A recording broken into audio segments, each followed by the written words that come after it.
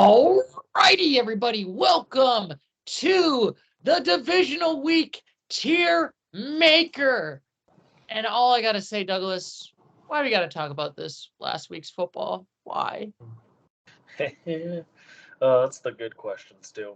I think you'd be feeling a little differently if some games had gone differently. Oh, I would totally be a lot more happier, but this why? Stu, I'm not a huge watcher of YouTube, but I'm not gonna lie. I watched a lot of YouTube on Cowboys trolling. Got my Skip Bayless time, got my Stephen A. Smith time. It was now you're gonna give me my Shannon Sharp time. Yeah, Shannon Sharp. Man, it was an interesting one. I'm not gonna lie, Stu. I'm not gonna lie to you though. It's getting to the point where I'm feeling bad. Like this is Yay! Bad for me. I'm starting to feel bad. Like it was at this point where Michigan finally started winning, and I was like, okay, we can feel something again. And they gave you, because Stephen A. said it perfectly. They built you up all year, so much hope, elite defense, Dak playing at an MVP level, just for this. This is honestly, are we the Toronto Maple Leafs of the NFL? Where all this hype, we go well, and then regular season, whoops. Yeah. Wait a minute. We lost to the Columbus Blue Jackets? Wait a minute. I mean, they did win the playoffs. They did win the playoffs last season, but last year, but they did want Florida, and unfortunately they did get Florida. So Florida came back and beat them to a tar. Yeah. Well, that's a good comparison, though. Feels very similar. But anyway, we're talking about football week. We don't talk about hockey until we get to NHL season, even though I'm a casual on it. Yep. Fair point. This is focused. Yes, we got to focus on this week. But like I said, we got rankings right over here. So 1 through 5, actually 1 through 6, doesn't matter since we're in the playoffs. Like I said, we got your screen still. What? Your screen's not being shared. Oh, my screen's not being shared? Oh. No, you're good. But yeah, while you're doing that, 1 through 5, no go. I don't even think we'll have 6s anymore, right? No, there would be all won a playoff game. Yes, there is no 6s no more. Yeah. So and now two winners will be the 2 team, or the 4 teams we think will advance will get the 8s or 9s, and the losers will put a 7s. Is that how this theoretically works? Yes, that will theoretically how it's going to work, basically. We are pretty much on to 7s, 8s, or 9s, basically. There might be a 10. No, there's not going to be a 10. Let's be honest. Not yet. We're not yet. No, I don't think there's going to be. That will be a question. When we get to the Super Bowl, will there be a 10?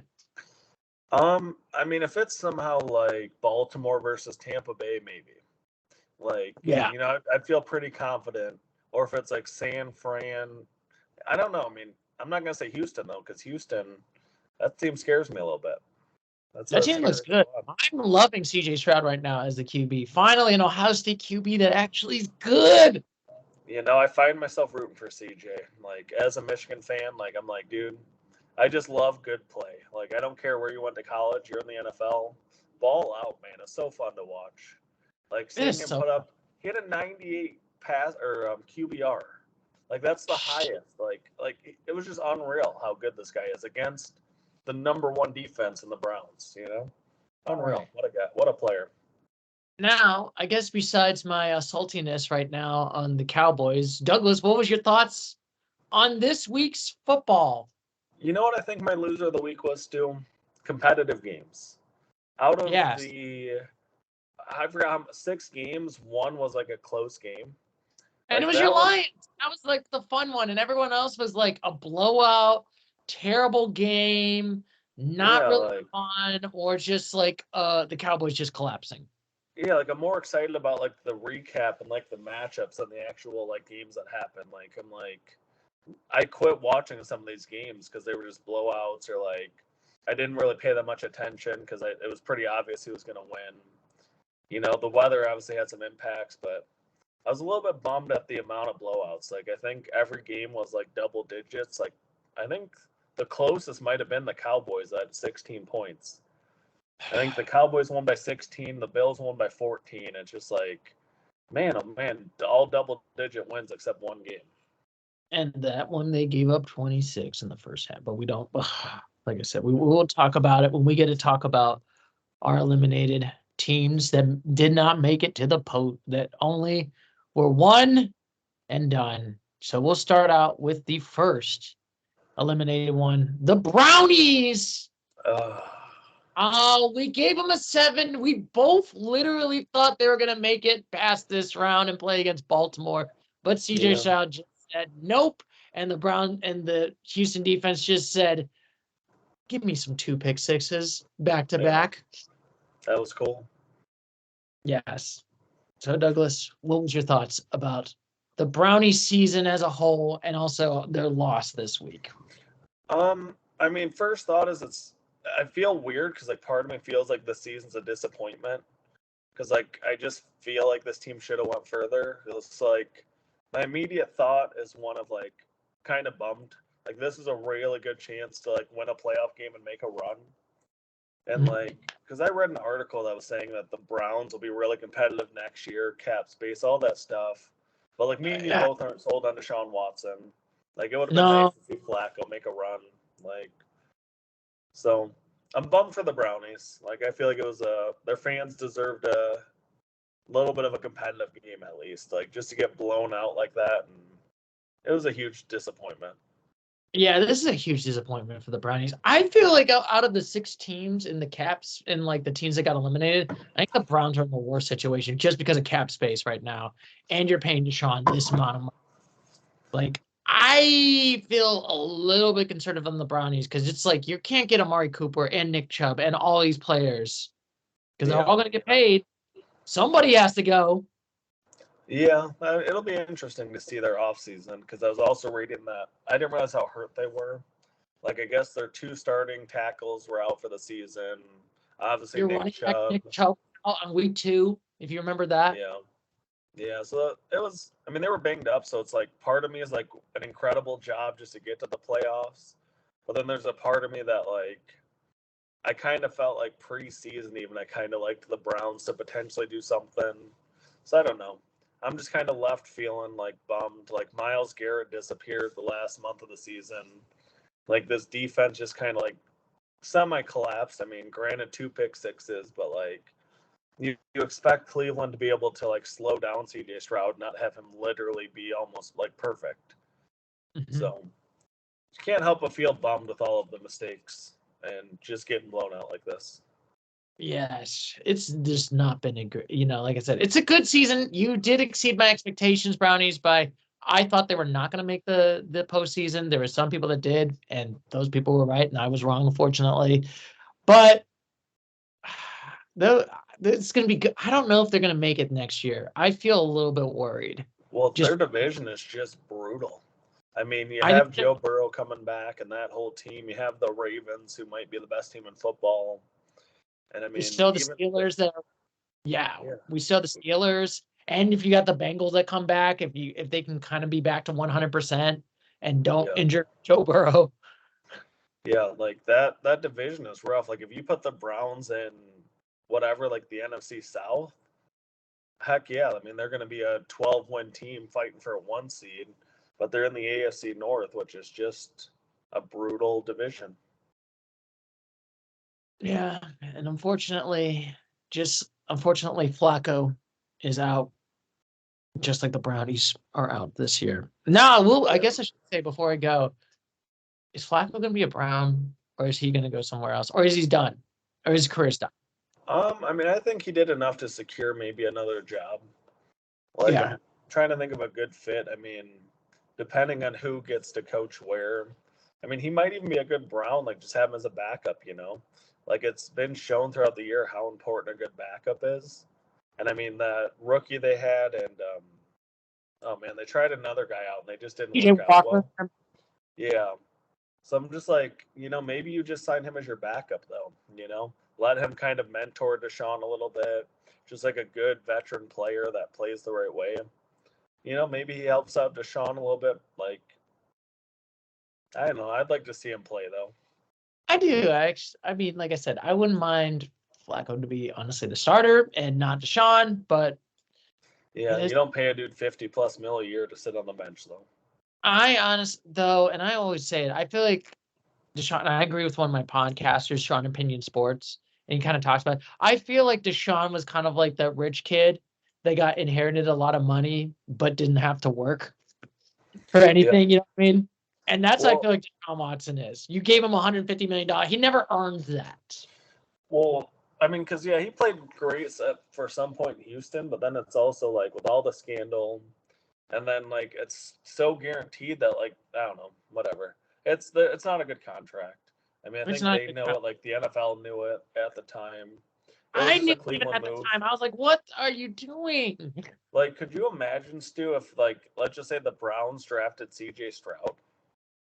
Like, if instead in, like, an alternate universe, instead of paying that dude that much money, go get an elite rookie QB, how fun of a story would that have been? You know, the Brownies, C.J. Stroud balling out. Like, what a story. Instead, we're stuck with this whole situation. And I still don't feel comfortable like rooting for the Browns. I was comfortable because when like Flacco was, but not Deshaun. I still have this like disgust feeling on this one. It's like how I felt about, like Big Ben in like the Steelers. I just felt like there's a disgustingness that I just could never, even though he was an elite QB, I was just like, eh. No, I feel you. I think sometimes in sports it's easy to like forgive guys if they're a good athlete. You know, I think they get kind of a free pass a little bit. It's like, oh, well, you're one of the best in the world at throwing a football, so you can kind of, get more leeway than the average person. Yeah. So, but unfortunately, no. So long, farewell, Brownies. We'll discuss when we do next. When we do the post-mortem teams, and I guess I should tell you this, Douglas. So we're going to do something different for this one. So when we get done with the Super Bowl, we're going to do a post-mortem. We're going to do two-parters. What do you think about this, Douglas? Where one part, we'll talk about the teams that didn't make the playoffs and rank them and ask, how can they make it to the playoffs? I like it. And then when we get to the Browns and the teams, how can we get these teams that lost to the Super Bowl? I think that's a lot of fun, Stu. And, well, I think this is a good point to interject with this as well. This is now the Casual Sports Talk podcast. Is that right? Yes. Yes. So, like, this is casual. Like, we're just two dudes that watch a little bit of football, have, like, a base knowledge of, like, football. Like, I played 2 years. I don't think you ever played football. No, I never played football. We're just two dudes casually talking about our opinions on things, Maybe they'll be good opinions. I had a lot of really crummy opinions this last week. Oh yeah, your opinions are trash. And I'm sorry. The ones that we disagree with, I was right. I'm right. Hey, I did say the Packers at first. I should have stuck with them. Yeah. But no, my opinions were trash last week. I was sitting there like, it's one of those like realizations. You're like, what was I thinking? Like, why did I ever think that? We'll get into those as we go. Bad week. Like, I'm glad I'm not like a sports betting advisor because I'd be getting some death threats with my picks. Oh my God. I just got to say, when we get to talk about the other teams, we literally had a legit argument on the Tampa Bay versus the Eagles. And I just got to say, I'm right. So here, I think we're both right. And here's where I think we're both right. Both teams are clearly frauds. So I think my argument still stands. I think we got a couple of frauds. I saw somebody today post that they're back to being the NFC least with an L, a big old L for the least. So that is so true. I think it's very possible that they're just two bad teams. That is true. But anyway, so long, farewell, Brownies. We will discuss. Browns. Bye, Browns. And then next, we got to talk about the other team. And literally, you were arguing that the Dolphins, and I was like, this team cannot be. The only time they ever beat a team over 500 was Dallas, and it was by 2. Couldn't beat the Eagles. Granted, it was at home. It was at the Eagle Stadium. Granted, it was literally like -2 degrees outside with a wind chill of, and I looked it up, the wind chill, what it felt like there was -21 degrees. Are you talking about this Kansas City one? This Kansas City game, yes. Well, because, obviously it was a miscalculation. There was a lot of factors that I didn't account for. For one, obviously the weather. I didn't know about the weather before, so. But then also, I forgot how banged up Miami was. My gosh, they pulled up that list, and it's like they were signing dudes a week ago that were playing in a playoff game. Like, that's never a good sign. Like, they literally were signing dudes off the street or off practice squads to play. And, like, man, oh, man, like, as good as they were, like, you can't win, like, just by getting a bunch of dudes. The Chiefs have that championship DNA. Like I said, they're veterans. I always will argue that's why I trust. I trust veteranness on like the Chiefs that has made it to the NFC Championship, has made it to the Super Bowl, won Super Bowls versus the Dolphins, who are now, Douglas, since Detroit has won, the longest team to never win a playoff. 2000, last time the Dolphins have won it. That's wild.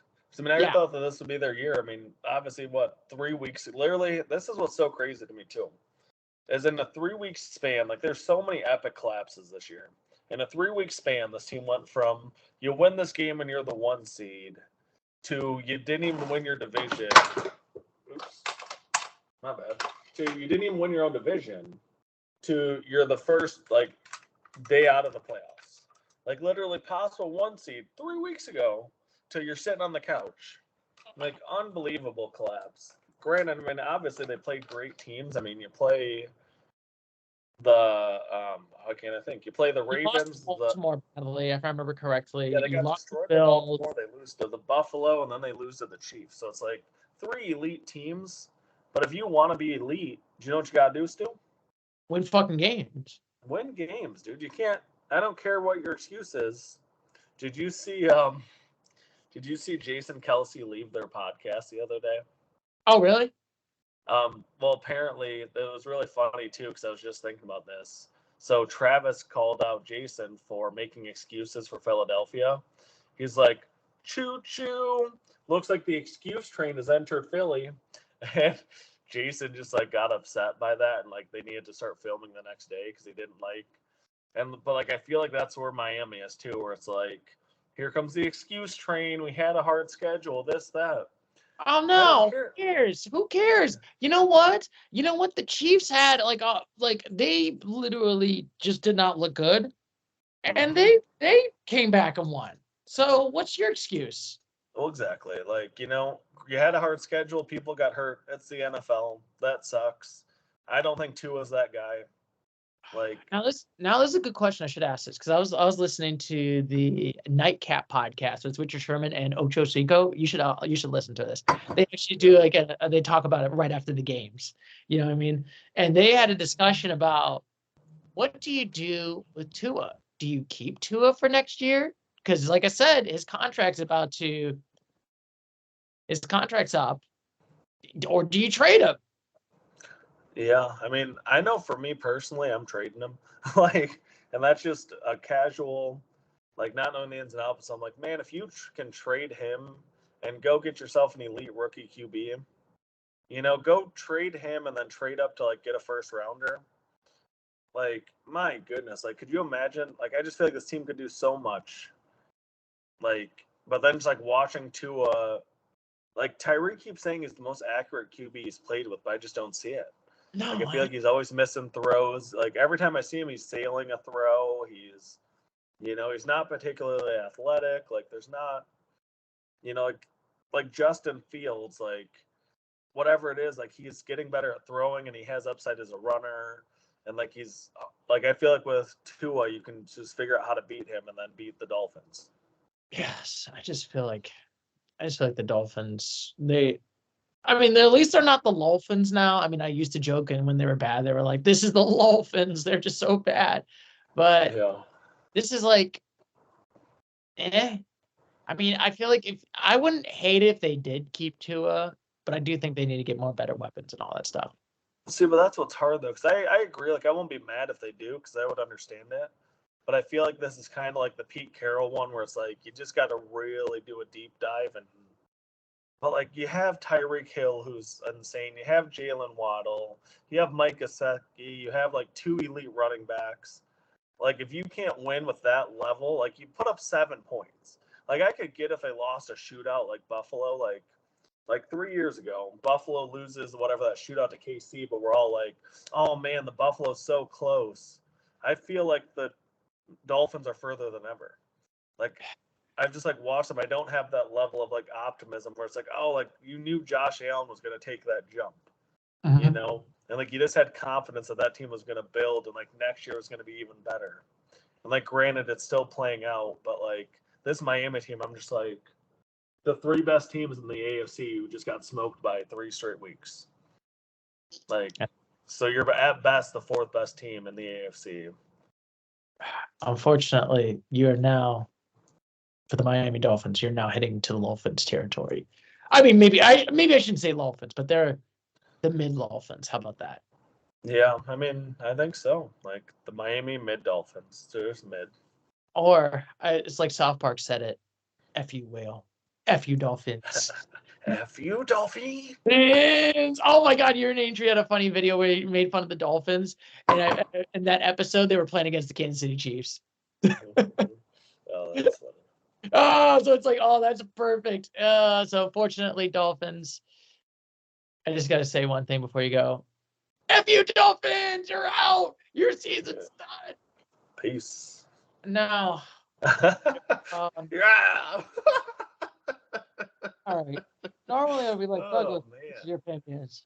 I remember sitting here last week, Stu, and I told you confidently to take your 8 because I thought the Cowboys were guaranteed to make the NFC Championship. I really did. It's like this team doesn't lose at home. It's unreal. Like they're just amazing at home. All right. It's time to go for rants. It's time to. I'm about to get serious. I am so mad and angry. How do we lose to the freaking Packers? They literally beaten us 9 out of 11 times out of 6 damn years since the Ice Bowl. Hey, Stu, do you know who has the most playoff wins at the AT&T Stadium? The freaking Packers. Like literally, the Packers have more playoff wins than Dallas and Dallas. I'm just so. We literally have a good defense. We literally have a good offense. We literally have Dak that do a regular season, and yet we lose. We lose to the Packers, and I don't care that it was 18. It was literally 26 in the first half. Dak already had a pick. Honestly. Oh, man. I literally gave him an 8 because I thought this is the easiest road for the Cowboys to make it to the NFC Championship. You just beat the Packers, and then you just have to play against Tampa Bay or play against the fraudulent Eagles, and we just destroy them. And then we go to San Francisco, and then, if they just make one bad, San Francisco may have a bad game, Cowboys can make it to the Super Bowl. But no, we decided to lose against the freaking Packers. And you know what the and here's another thing. And you know what the reason why? Since 97, you know who's the common denominator why we haven't won a Super Bowl? I can take guesses, but I'll let you go. We haven't won one Super Bowl since 97. Let me think about it. Oh, it's ownership. Jerry Jones, Emperor Palpatine himself, who doesn't who's metal. As an outside fan, I think the fact that they haven't fired Mike McCarthy already is kind of brutal. Like if I was the Cowboys, Mike McCarthy, I'm gonna riot. Yeah, like I thought, like by the end of that press conference, he was gonna be fired. Like I thought, literally, like 15 minutes after the game, he was gone, and it scares me the fact that they haven't. I'm like, how have you guys not learned your lesson with that meltdown? Like honestly, and I will always say this: I remember when they hired Mike McCarthy in 2019, in the beginning of the 2020 season. Mm-hmm. I never liked Mike McCarthy. I thought I remember a talk that we had where I was trying to sell you on him. I was like, no. Yeah, you called it another bad take by me. Man, I'm full of them. Yeah, you had that was a terrible take. I was just like yeah. I was like, dude won a Super Bowl. I don't know. I thought it was a good hire. He literally only won a Super Bowl because of Aaron Rodgers and that elite team. I don't think it was Mike McCarthy. And they ran him out of town in Green Bay. Yeah, you're not wrong. Like, I just feel like I just have a bad feeling they're going to keep him. Or I feel like they're going to do the Bill O'Brien situation in Houston. Remember that game in 2020? It was in the playoffs where I think it was against the Kansas City Chiefs, and they were ahead in the first quarter, 21-0. And then in the second quarter, it went out to be 27-28. And then they did like a fake punt, and that like literally got them a touchdown. And I was just like, I think at this moment, they should have fired Bill O'Brien at the third quarter. Yeah. Well, I mean, I think it's just so hard, like when people aren't willing to do the hard thing, you know? Like it's easy just to keep Mike McCarthy and say we were 12-5 or whatever and won the division. Like that's a cop out. Like if you actually want to win a Super Bowl, like this dude's got to go. Yeah, this guy got to go. And honestly, let's just take Belichick. You know, I mean, if nothing else, he knows how to win. Like you know, worst case, you get 2 years out of him and maybe win a Super Bowl. Like obviously, the dude knows how to coach. If you give him that amount of talent, because I mean, the reason he's obviously not winning right now is like don't let him be the. Like honestly, the Patriots don't have any talent. Like who do they got?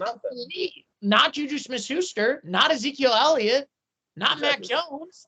They don't really got building blocks. And like you don't let him be the GM if you're Jerry Jones. Like just come in and win a Super Bowl. Prove that you're the GOAT.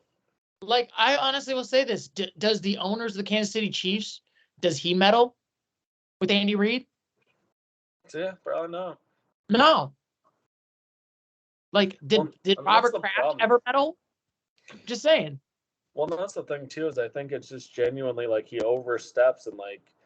I mean, granted, if you look purely business, like he's done a great job because he's made them the most valuable franchise in the world.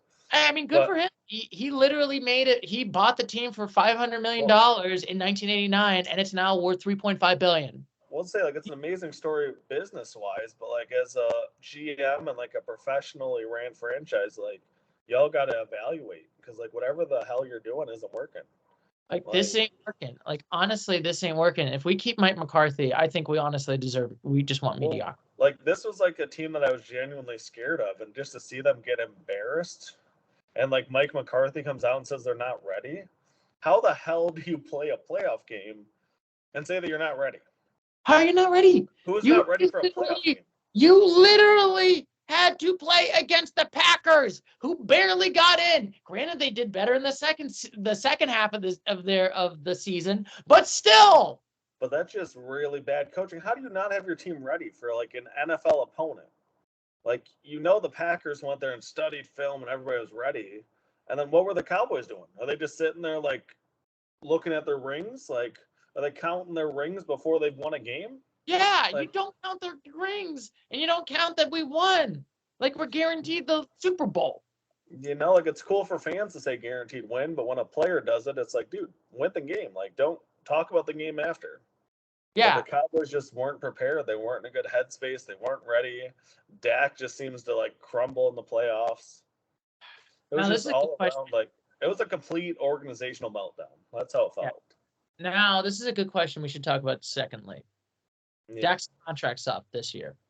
Yeah. What do you do with Dak, in your opinion? I mean, what they're going to do is give him a huge extension. I mean, he's going to make $50+ million a year. I mean, there's no way that's not what they do, but it's hard. Like, I mean, I don't see it like, I mean, it's not like he's a bad QB. Like I don't know what to do though. I mean, and I will say, I know my dad's always like, Jack's a loser. He should just my dad's a begrudging Cowboys fan. He's almost like given up on the Cowboys. I mean, he hates Jerry Jones like 1,000 suns. I feel that's how my dad got it. He had season tickets for the Lions and got rid of them after the 0-16 season. Like, it's like, I'm done with this organization, basically. Yeah, it's like, and I feel, and he always like, we should just get rid of Dak. And I'm like, but I feel like it would be worse. You know what I mean? Well, that's the thing. I mean, if you get rid of Dak, you're basically saying, hey, we're going to rebuild this, and we're going to not be competitive for 2-3 years. Yeah. Like, and Cowboys fans I don't feel confident with Trey Lance yet. You know what I mean? No, I mean, yeah, that's the thing. I mean, if you think you have a guy in Trey Lance, go out and trade Dak and get a bunch of money. Like, I guarantee a team like the New Orleans Saints or Atlanta Falcons or Vegas might trade for Dak like in a second. They think they're getting a top 5 QB in the league, which maybe they are, but he's also not a winner. He's kind of like, I don't know. I mean, he's like, I feel like it's like weird because it's like compared to like Derek Carr. Oh, I feel like Dak is better than Derek Carr. Yeah. Well, that's the thing. Like, so many teams in the league would want him, but Stu, you've made this comparison before, but I'll give you another one here. Is he the Stevie Eiserman of the NFL? Like, really nobody cares about anything that he does until he wins a ring. It's like, great regular season, bro. Like, congrats. Nobody cares. Like, win something meaningful.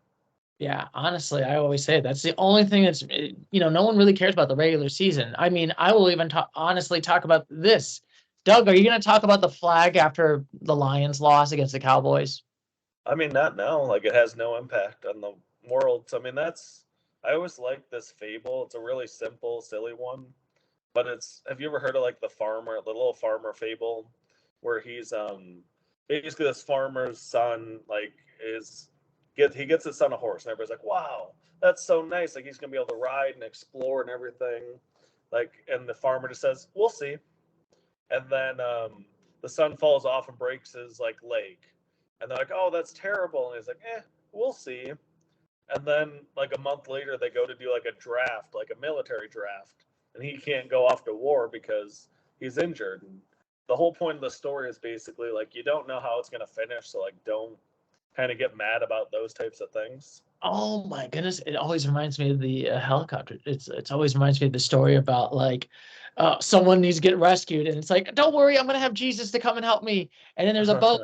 Don't worry, I'm gonna have Jesus come and help me. And then there's a helicopter. Don't worry, Jesus is gonna come and save me. And then the guy dies, and then he goes to heaven. And then like he asked Jesus, like, Jesus, why didn't you save me? He's like, didn't you know that I was the boat and the helicopter, dummy? Yeah, that's a good one too. At a certain point, it's common sense. Well, because I mean, if these roles ended up flipping, then we have the Lions versus the Packers, and maybe the Packers beat the Lions again, and maybe Dallas is able to beat LA, and like, obviously we might have a whole completely different playoff if that result's flipped. Yeah, honestly, I think that flag probably hurt Dallas more. Yeah, I mean, oddly enough, I mean, because like I do think for whatever reason, like I think just the Packers are in the Cowboys' heads. Like, I don't know what it is, but it always seems to be the Packers or the 49ers. It's like one of those two teams. It's our Achilles heel. It's either the Packers right now or the 49ers right now, and this is like, well, and it's crazy in 1 week how a narrative can flip, because this went from nobody really talking about Jordan Love, which if you go look at Jordan Love's numbers, they were incredible. Like, Jordan Love, like, he's not getting enough love. Like, Love is not getting enough love. mm-hmm. Like, he threw 32 touchdown passes this year and only like 10 interceptions.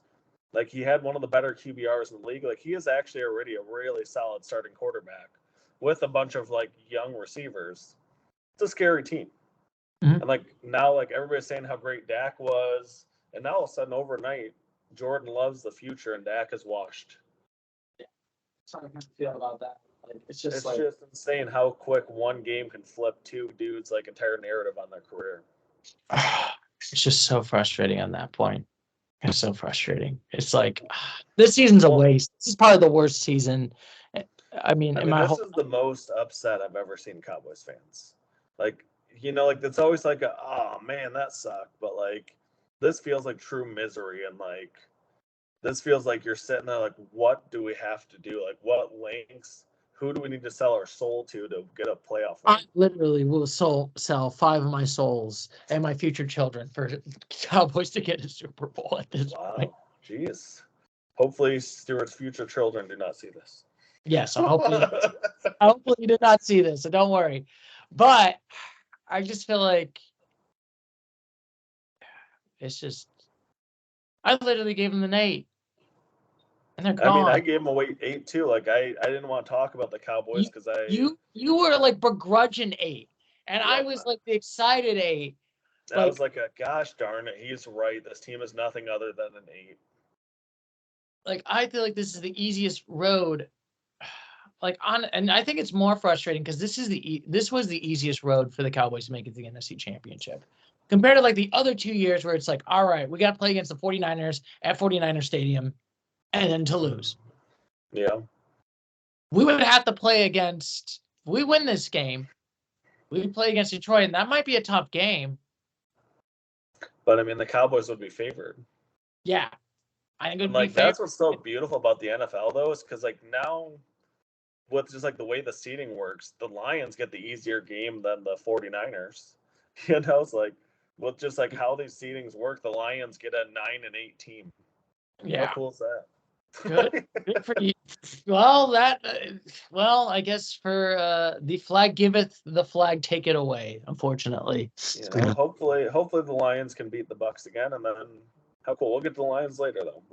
Let's say our final farewells to the Cowboys. Farewell, Cowboys. It will be interesting when we get to the postseason. We got to talk about what do we do to get the Cowboys a Lombardi. I'm just saying. Yeah, I look forward to it. Till the offseason, Cowboys. It's been real. All righty. And you know what? This is probably the only close game. And I will say I'm impressed with the Rammies since they made it this far. Mm-hmm. But Douglas, what's your thoughts on the Rammies season so far? And unfortunately, Stafford's last game this season at Ford Field. Out of all the teams I think that lost, this is the team that I feel the most optimistic about for next year. Because I'm just like, man, oh man, if you guys did this good and Stafford was just so solid with like all of these rookies and young players, like you get all these dudes a year in the system and like actual chemistry with Stafford. And like I was reading earlier, like this is a team that genuinely should challenge San Francisco next year for the division. I'm not surprised. I mean, they looked good at that game against against the Lions. Like literally the only difference of the game was they settled for field goals. If they just punched one of those into the end zone, I mean, the defense like played well in the second half. Stafford was electric. Like Stafford was unreal. Some of the throws he was making, like he was single-handedly keeping them in that game. Like sidearm, no looks, between windows. Like I forgot what he had, like 360 yards and 2 touchdowns, and he was just pinpoint accurate all night. Like the Lions won because they like kind of bent, but they didn't break. And yes, and also like I said, they did get helped by a couple good calls. But like I said, I digress. Who did? The Rams did? No, I think the Lions had a couple. What I heard, there was a couple. Yeah, but like I said, I don't think it was like the break-ending calls. You know what I mean? It wasn't like the Dallas. Yeah, I don't remember anything specifically, but there's always questionable calls. So yeah, I think that might have been a holding call that they didn't call or something like that. It was like some play, if I remember correctly. But hey, like I said, hey, like the Lions got it fair and square in that point. Yeah, so I mean, I don't think we need to get into the Rams too much. Like, I think that this will be a team that'll be really fun to talk about in the postmortem. Like, this is the only team that I don't feel like disappointment with. I feel like this feels like one of those like Buffalo Bills teams where you're like, that stunk, but like the future is really exciting, so you should be getting another chance next year. I mean, it's crazy. I literally gave them a 3. I thought this team was going to be the top 10 worst teams in the NFL. I thought their season was I felt like my problem with the LA Rams like last year because I thought, okay, they paid for their Super Bowl and now they paid for the price. And now I realize, no, they got some young talent right now with some veterans. Well, like what worked too, like just shout out to their GM and shout out to Sean McVay. Like they crushed it. Like to go from like giving up, like they haven't had a first round pick since 2016 because they kept trading them away. Yeah. Like, and they won a Super Bowl and they're right back to being super competitive. Like, unbelievable job. Yeah, honestly, I would kind of consider, like, if I had to put my top 3 in the Coach of the Year's award, probably Dan Campbell would probably be number 3. Mm-hmm. Just because I feel like he had those, I would put it, if I had to rank it, just because, yes, he got those picks, but I feel like he had some advantages because of those picks. That's why they're good. I would put Sean McVay number 2, just because they were were in a much more worse situation that they were. And I don't think anyone thought they were going to ever recover. Yeah. And I honestly would probably say number 1 is probably the Houston coach. I think he should get Coach of the Year. Honestly. Yeah, I got no problem with that list. Yeah, like I said, and I like Dan Campbell. I think Dan Campbell's a great coach. And I like Sean McVay. I think Sean McVay is still a great coach. I mean, they're two of the best coaches right now in the NFL. That's fun, yeah. Well, that's fair. Cool. Yeah. Do you have any other thoughts on these Rammies? Unfortunately, the Rammies, they got rammed out of the playoffs. So I just got to say, Rammies, you got rammed out of the playoffs. If you can't dodge it, ram it. You can't dodge it, ram it. And unfortunately, the Lions just rammed them out of the playoffs. Now we got to talk about the Steelers, who did bad in the first half. Kind of did come back a little bit, but they did not have a shot. Yes. Now, did you ever see the press conference with Tomlin? Yeah, I saw that. I was just reading before we started that apparently he confirmed that he will coach next year, but what an odd press conference. It was so weird when the lady was like, and I'll do a recreation. It was like, so, you know what, your contract's up for next year. Bye. Yeah. You just like deuced out. That's pretty bizarre for sure. So like I'm glad that he's coming back. I still feel like that's kind of a douche like question.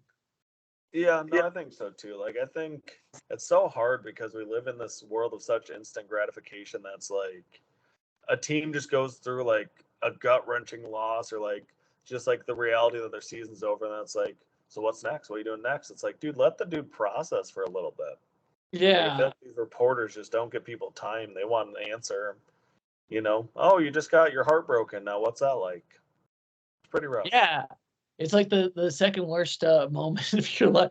It's like, I feel like if it's like your top 10 worst moment in your life and then someone do the report. So how are you feeling right now, Douglas? Like, literally, it's like, but as for the Steelers, though, like, they're just such a weird team to me. Like, I have such mixed feelings because, like, I've gone on rants about how I really think that they're not good, but, like, at the end of the day, they made the playoffs. They keep overachieving with bad quarterback play. Yeah, this is so weird. Like, literally, They even overachieved what I was thinking. I gave them a 5 preseason because I thought, okay, they're at least going to overachieve. They're never going to tank because the Steelers never tank. Even if they're, like, garbage, they're never going to tank. Well, exactly. Like, this roster should not have made the playoffs, but here we are talking about them in the playoffs. They go get a franchise QB. Like, please, please, please get Mike Tomlin a franchise QB. This man deserves it. Like, this team could be so much fun. Like, amazing defense. Like, I mean, they're built just like Baltimore in a lot of ways. Like, just go get a QB.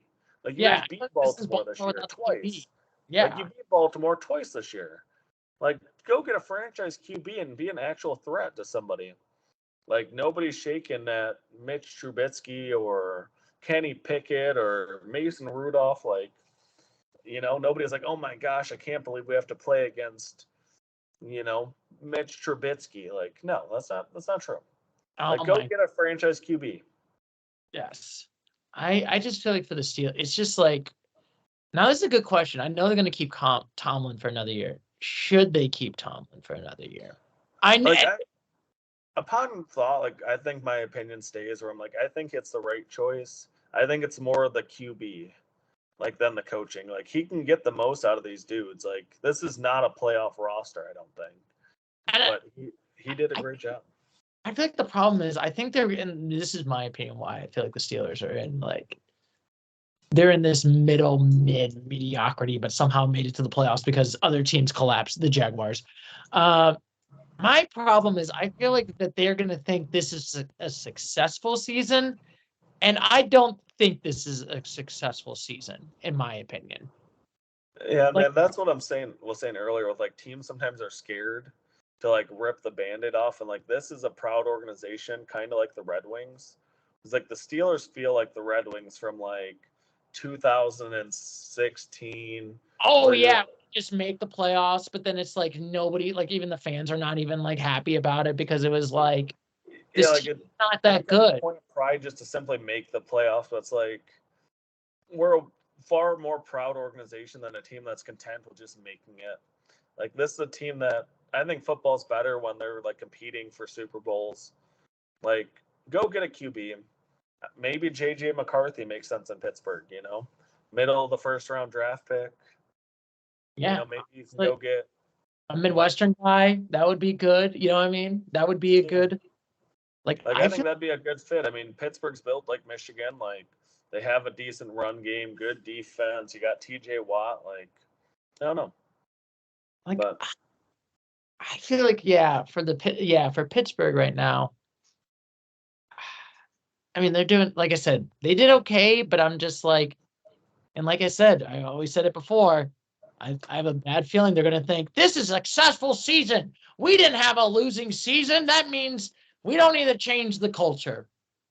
Well, that's what's hard, because like sometimes you got to make a risky choice. I think people get turned off with choices like Carolina made last year. But like, just think about what happens if you hit a home run like you did with Houston. All of a sudden, they go from garbage to legitimate like threat in the AFC this year. But if you miss like the Panthers did, now all of a sudden they're sitting there, got rid of first round picks with a cute like looking for a new coach, like everything. And I think teams are so scared of being the Panthers, that they'd rather sit in this mediocrity than try to be, take that next step. Yeah, honestly, I think you need to trade Pickett and trade Mason Rudolph. Like, honestly, like one of them got to go. Yeah, like this team would be so much fun if they had like a high end QB.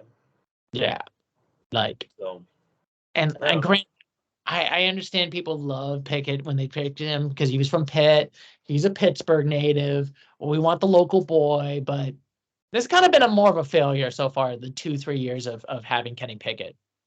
yeah, I agree. I mean, I think it was kind of a, maybe he'll have that spark, but I think it's become more of a, he's just not that guy. He's He's not. kind of like a replacement level. Like, yeah, sure, maybe he's an NFL starter, but he's not a starter that's going to win you games. Yeah, he's definitely not a person to starter. So unfortunately for Steelers and even Steelers fans, they're not going to the Super Bowl. Or you can go to the Super Bowl. You just got to buy it from SeatGeek.com. There you go. Good shout out. This is not a paid video or a sponsored video yet. Yes, we're not sponsored. SeatGeek. Yeah, sponsor a SeatGeek. Come on, sponsor. Yeah. You'll get a huge amount of like tickets from our 4 followers. Yes. Huge ticket sales. Yes, huge ticket sales. And then we got to talk about the team that I was right, that I said they were not frauds, they were trash. I was right, Douglas. I was totally right. So you argued with me the whole time that these teams are going to be, they're coming back, and I was right. So I want to apologize, Douglas. I just want an apology. So I'll apologize for part, but here's what I'm not going to give a full apology though. I think the Cowboys losing fully proved my point too. Because my point was that if the Eagles are trash, then the Cowboys are also trash. That they were equal. And you know what they both did? They both absolutely choked.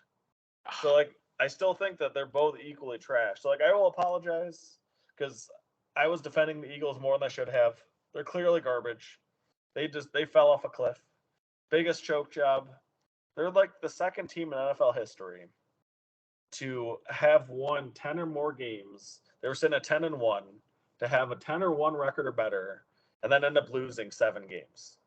Oh my God. Second team ever to be 10-1, and then still they lost 7 games. They lost 6 of the last 7 games. What a horrendous finish. This has been a horrendous failure as an Eagles fan. I don't know how would I feel if I was an Eagles fan. Granted, I hate the Philadelphia Eagles with the passion of 1,000 suns.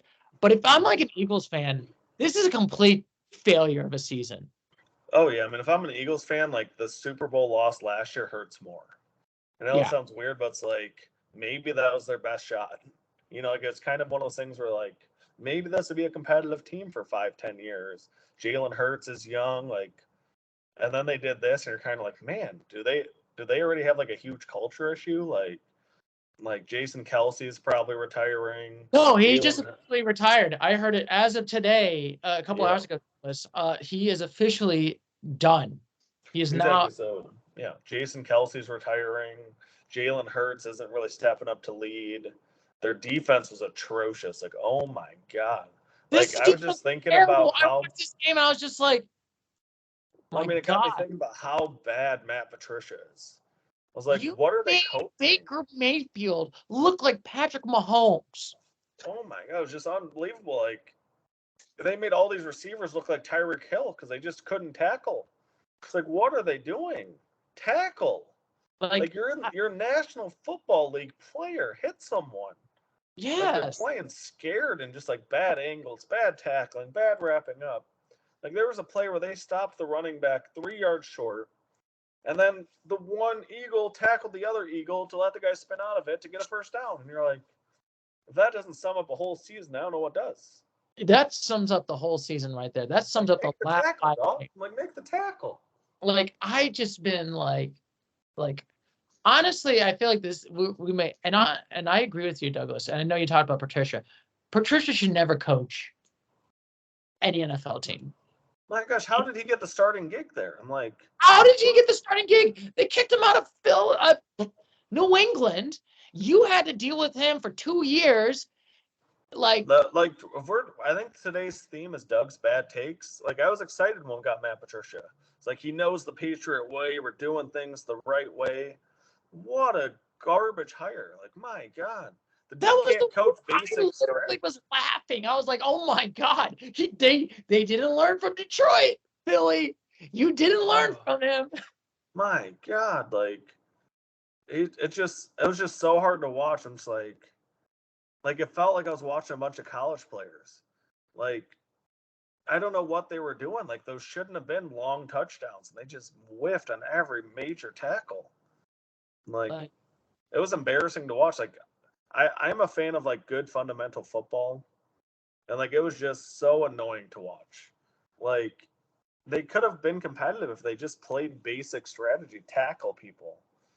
Like don't make dumb penalties and make tackles when you have a chance.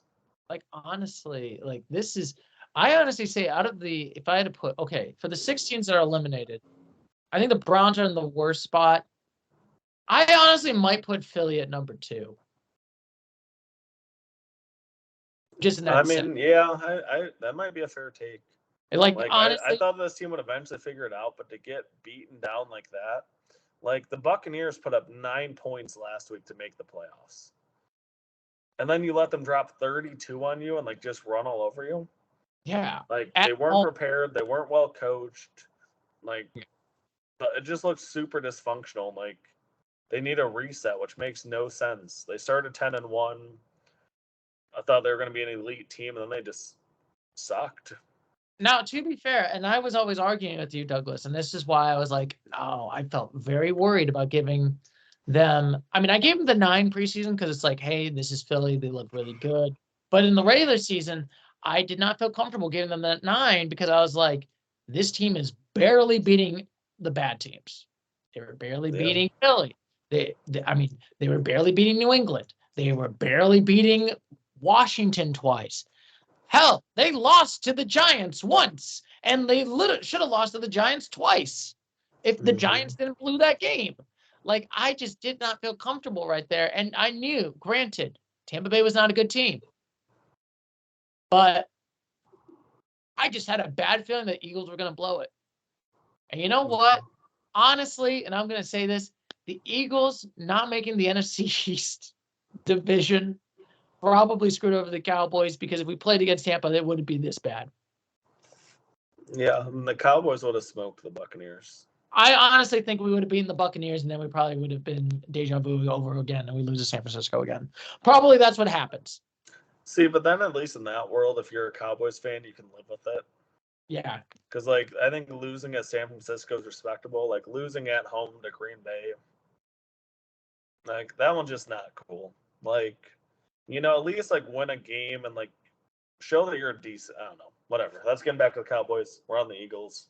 Disappointing year. I mean, I thought that this team was just going to be, like, elite. They started off great. Super disappointing.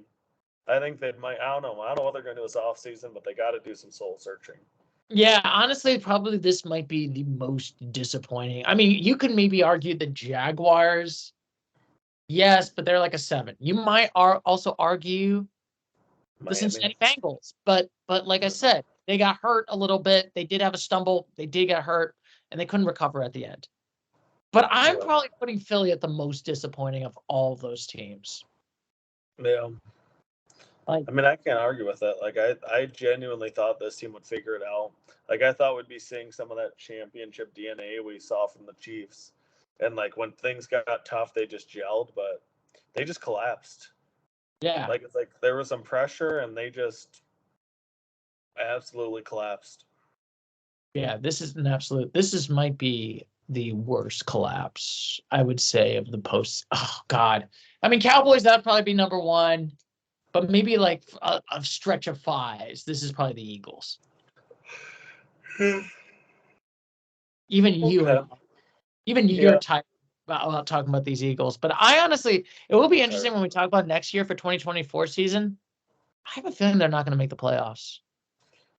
Yeah, I mean, I wouldn't be shocked. We can get into that more when they make their offseason moves. But yeah, honestly, we'll see how it does in the offseason. But like I said, I feel like it's like if I had to put it like the NFC East, I'm like, don't feel good about Washington. Don't feel good about the Giants. We'll see how Tommy DeVito does, but I don't know.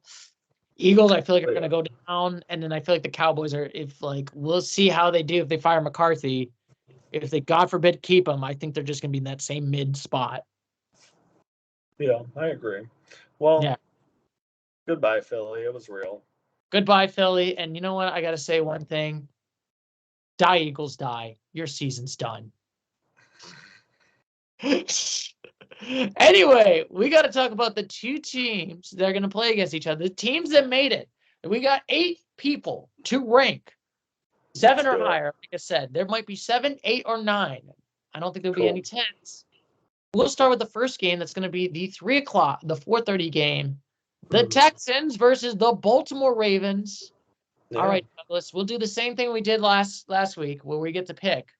All right. Who do you think is going to win this one? We'll do a 3-2-1, and we'll pick it. All righty. I'll say it. 3, 2, 1. Ravens. Baltimore. Yeah. Yeah, I love CJ Stroud. I just don't think they're going to beat the Ravens. Yeah, I mean, I wouldn't be totally shocked, but they'll literally need another ridiculous game. Like, they'll need him to do exactly what he did last week. And, like, while that's possible, I just think that playing at Baltimore, like, it's just too much. Like, but I think we're both giving Houston a 7 here. So I feel like this is just a time to celebrate them. There's no need to get too into them. Just, what an amazing year. Honestly, this would probably be the biggest improvement of all of the teams.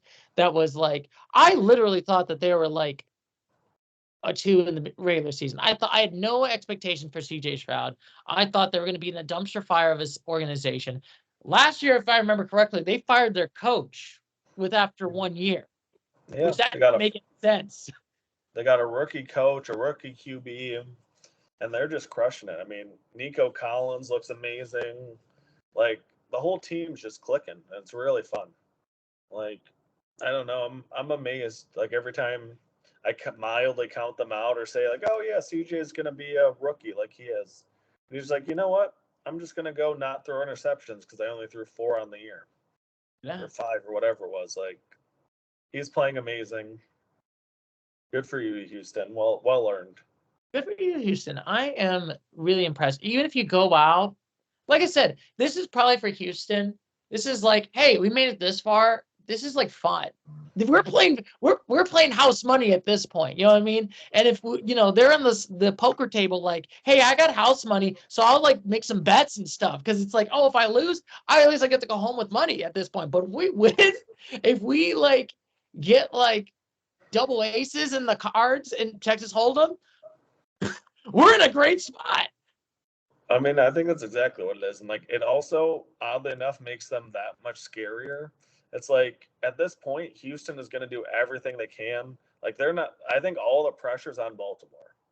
Like, all the pressure's on Lamar now to finally get that monkey off his back and win a playoff game. You know? Like, Lamar has not performed well. Like, this is why I think Houston has a chance, is like, it's still got to be in Lamar's head. Like, you got to win one. CJ's already won his first playoff start. Like, there's no pressure on the Texans.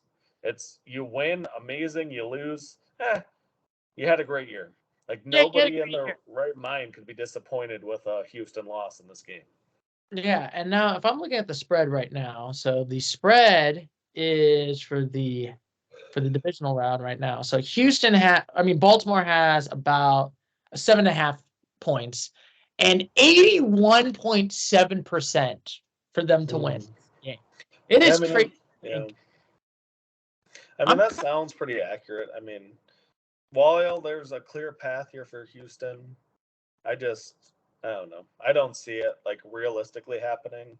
Just knowing it's in Baltimore where there's probably going to be bad weather.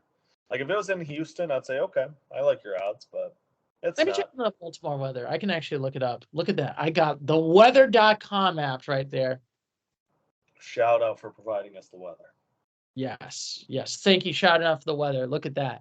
Yes, we are such professionals. So actually the weather is 27. Actually, that's not too bad. So it's 27 degrees, partly cloudy, 10 to 20 miles an hour winds. That's Those winds. Not bad. Yeah. No, the cold isn't bad, but those winds, like, granted, CJ is crazy accurate, but I mean, he played in Big Ten country. He'll be all right. Yeah, I mean, and like I said, he played in like cold weather, so it's not like. Granted, they played in like November and October, and it's totally different when it's December weather, January weather. You know what I mean? It's a total cold difference. Taking a few hard hits from like Baltimore's defense too, it's not going to feel real good in freezing temperatures. So No. Hopefully he can hang in there, take some hits, and deliver some dimes like he's been doing all year. Yeah, so we'll definitely see how it goes. But granted, I think maybe the one, I think the big negative is, like I said, I feel like Baltimore's a better team. Well, yeah, I mean, Baltimore's such a complete team, but I have nothing but respect for everything Houston's done this year. Yeah, good for you, Houston. Houston, even if you lose this game, we'll give you a nice, cool eulogy. And I think, and like I said, they got plenty of cap space right now. CJ Stroud's on a rookie contract. Like I said, it's exciting. Like, it'll be nice to do one of these eulogies if we do have to do it next week for them and not be disappointed. Because the only one I wasn't disappointed in this week was the Rammies, and if the Texans lose, that's the most respectable loss, I think. So good for you. Good season. I think we'll have more to say on you guys next week. Yes. Now we got to talk about these Baltimore Ravens right now, who are in the 9. Last week I gave them the 9 because they had the bye week. Yep. What is their weakness right now? We should start with what's going to be the negativity, I feel, with Baltimore. And I feel like for me, Lamar choking in the postseason. The post-Lamar, that is the biggest problem with Baltimore. Agreed. They have, I'm trying to think, have they won a playoff game under Lamar?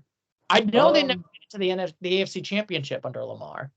Yeah, I mean, I don't think so, but it'd be good to check. But, I agree. I mean, they have obviously a Super Bowl winning coach in John Harbaugh. They have a lot of amazing pieces, but you just need to get that playoff win. Yeah, it's it's 100% just experience. Yes, look at this. Yeah, this is a good opportunity for them to get their first win. Home game. Yeah, Lamar's been off for 2 weeks, so he's healthy and ready. Yeah, that's the one advantage I feel like when you have like a bye. I think maybe the one disadvantage is that you don't have like that readiness. But I feel like, the one thing. I mean, yeah, because there's a clear path for me for how Houston wins this game. Because Houston's basically played 2 playoff games in a row now. That game at the Colts was a playoff game because it was a win and you make the playoffs. All right. And So I guess I should let you know he did win one playoff game in 2020. And who did they lose to? Did they lose to if I remember correctly, was it the NFC Championship? No, they lost to the Bills. Yeah, it was the Bills versus KC. Yeah, if I remember correctly. So it was the Bills versus KC. So out of the 4 times that Lamar's been in the postseason, he's only been 1-3. Yeah, it really stinks because then when you think about it, I mean, you have Mahomes, you have Josh Allen, you have Joe Burrow, and there's not a lot of room for these other quarterbacks. There's not a lot of room for the Tuas and the Lamars with that trio. But I mean, my goodness, that's as many playoff wins as Trevor Lawrence. Yeah, and it's crazy enough. The last time Lamar was in the playoffs was 3 years ago. Because last time when Baltimore was in the playoffs, Lamar was injured. He was out for the season. Yeah, exactly. So, I mean, that's what I'm saying, though. I think genuinely all the pressure's on Baltimore. I mean, I think they're still a 9 because, I mean, they're just so dominant. We saw them destroy a bunch of good teams all year. They destroyed the 49ers. They destroyed the Dolphins. Like, this team's a 9. Like, I think that I don't I don't know why I have a hard time calling them the best team in football still. Because I still feel like if they played the 49ers, I don't know why I would still pick the 49ers, but I might just be biased. Yeah, that's my one problem. I feel like with Baltimore, and it's the monkey off my back, and that's the biggest. It's the elephant in the room. They choke in the postseason. The Ravens have been choking in the postseason. Yeah, and I mean, essentially, the Houston has played really tough games last 2 weeks just to get here, so like they're ready. You know, both like Lamar hasn't played a competitive game in 3 weeks by the time this game happens. There's a chance that there's some rust. I mean, even if there is, they have a good enough defense to hold it down until they get moving. But I mean, you still got to see it. I mean, I probably still think Baltimore's going to win it. And like I said, I agree. I think they get that 9. I think they're that solid 9 right now. But there is a part, there's that ear of me. It's like, Houston, Lamar's going to choke. This is the same old Ravens. They're going to choke. And if they do, I'm just going to be like, honestly, I'm going to probably rip like I feel like if I felt like mad about the Cowboys, I think I'm going to go like really hard on the Ravens. Just because I feel like I think you have to. Like they're not gonna have this good of a chance to win a playoff game every year. So this is your chance. So yeah. good season, prove it in the playoffs. Prove it in the playoffs. It doesn't matter. Like I said, good seasons don't mean regular seasons don't mean nothing if you don't do good in the playoffs. That is honestly my opinion. It's a waste. If you lose, it was a waste. You wasted your time. Yeah, agreed. Yes. Now we got to talk about the next game, the Packers versus the 49ers, the 8:00 game on Saturday, technically the 8:15 game this Saturday. So I guess they'll do the 3-2-1 on who do you think is going to win. All right. 3-2-1 49ers. 49ers, yeah. Yeah. I think these are the two easy games. Well, I mean, I think that unfortunately we might be in for another bad week of football. You think it's going to be, yeah. Like, pretty much all home teams are going to be heavy favorites this weekend. Oh. I mean, obviously we have the Chiefs versus Bills. That'll be fun. But, like, the Packers, incredible job. Like, I don't want to make this a negative thing because, like, we're looking at the Packers here. I mean, they're definitely just going to be a 7 because they won a playoff game. But, like, wow. Like, I thought you had no chance. You blew me away. Like, amazing coaching. Jordan Love is awesome. Like, you did the right thing. Like, there was doubts. Like, there was a time where we didn't think he'd make the playoffs. Like, I remember that time. And it almost felt like Aaron Rodgers was back and just said, relax, guys. I got you. Yeah, and honestly, this feels like the Breaking Bad meme of like Jesse Pinkman, like being like, they can't get away with this. Why? I literally was like, I thought they're done.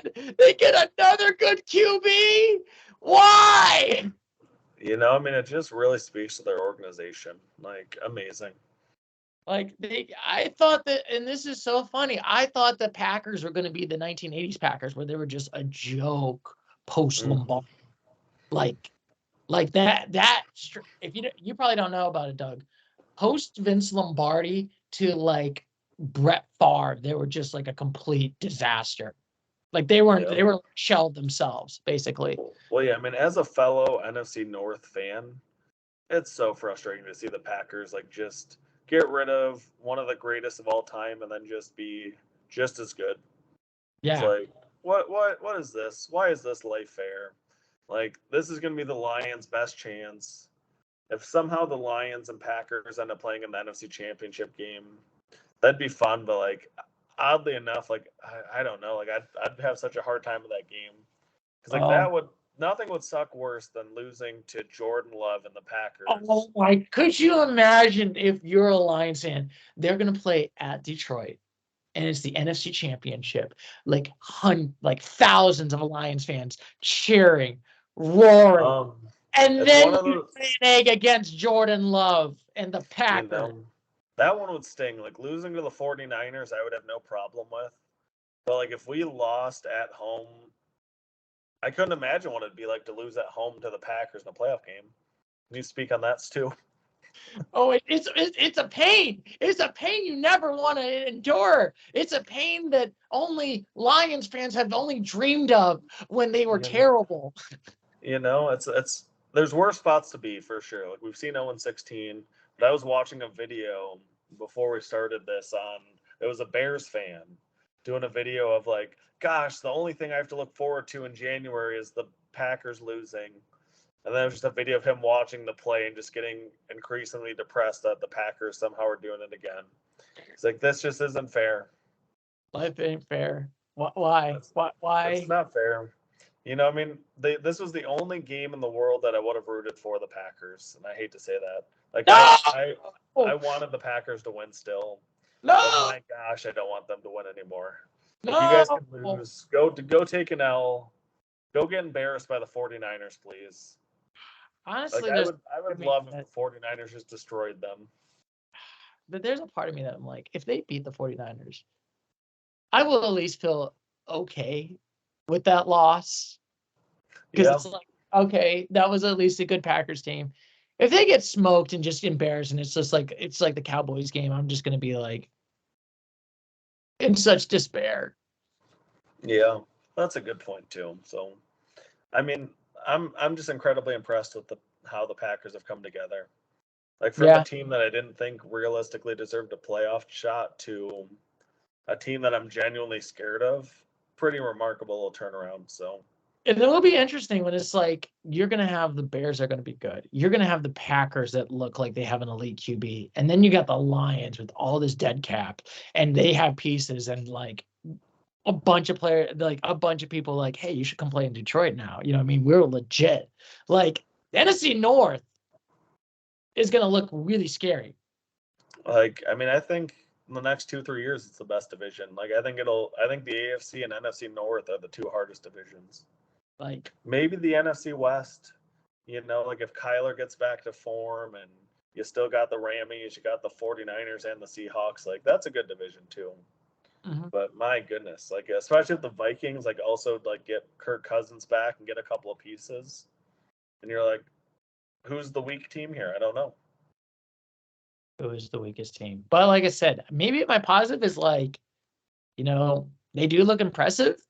I mean, against the Cowboys, I don't think they should be a sleeper with the 49ers. They should not sleep with this team, or I think this is a guaranteed win.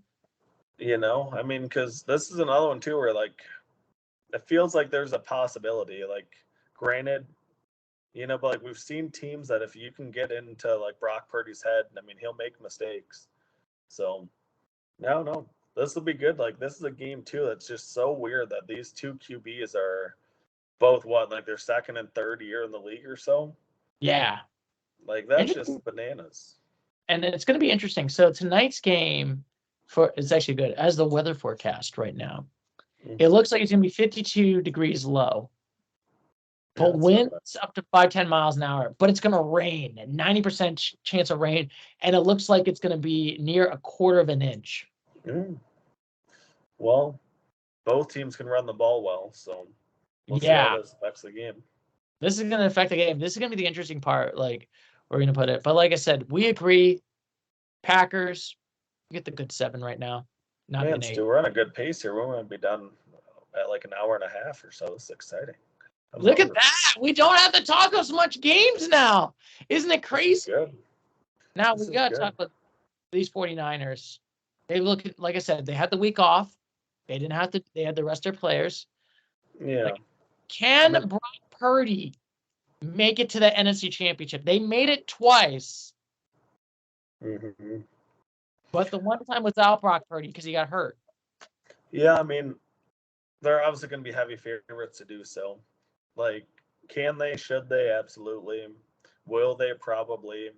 I mean, this is the type of game, though, if you do lose to the Packers, I hate to say, like, how monumental all these games feel, but it's like these games obviously shift the trajectory and the narratives around franchises. Like, if you go and get the 1 seed, you got all those amazing defensive players. You got Christian McCaffrey and Debo. Like, the 49ers have too many high-level players. to lose and feel okay about it in any way. No, this is literally the winner. This is winner all in, basically. Yeah. I feel like for Brock Purdy, this is definitely winner all in. I feel like for Lamar Jackson, this is win or all in. This is it. And I feel like when we get to the Bills and Josh Allen, you got to win.